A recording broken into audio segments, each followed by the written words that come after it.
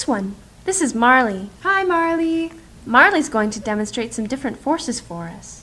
Don't worry, Marley. The first one's really easy. It's called normal force. So we know that objects in midair fall. Why not when they're on tables? The answer is normal force. Even though the table isn't moving, it's still making a force, pushing up on Marley while gravity pushes down.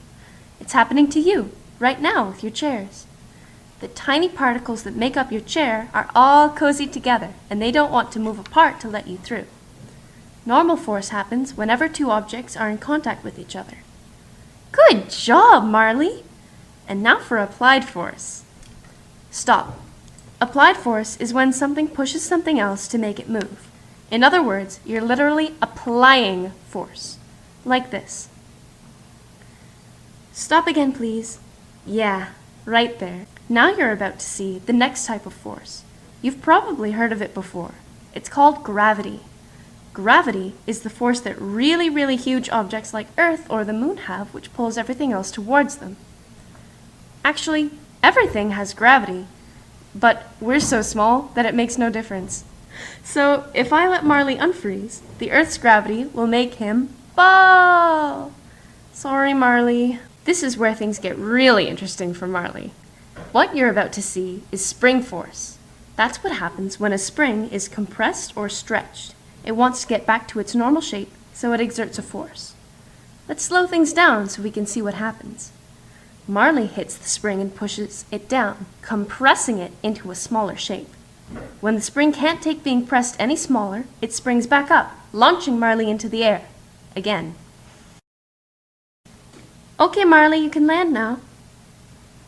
The thing about forces is, when there's a force acting on an object, making it go a certain direction, the object just keeps going, getting faster and faster.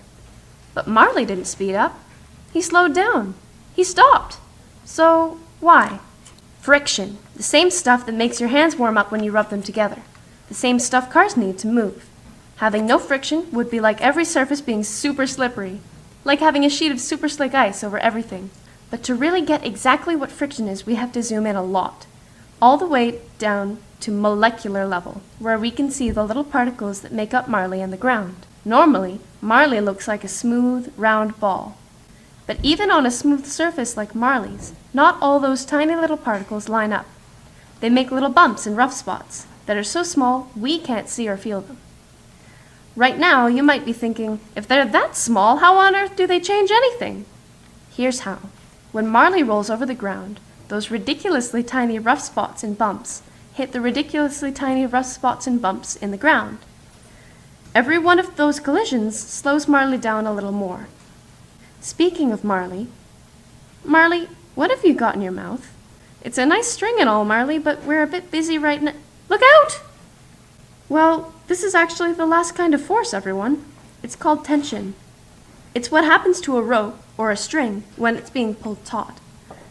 But all that energy that Marley and the other ball are using has to go somewhere, so it goes into the rope. The more force from each end, the higher the tension in the rope, until the rope breaks, or one force gives up and leaves. Marley, thank you so much. You've been a big help.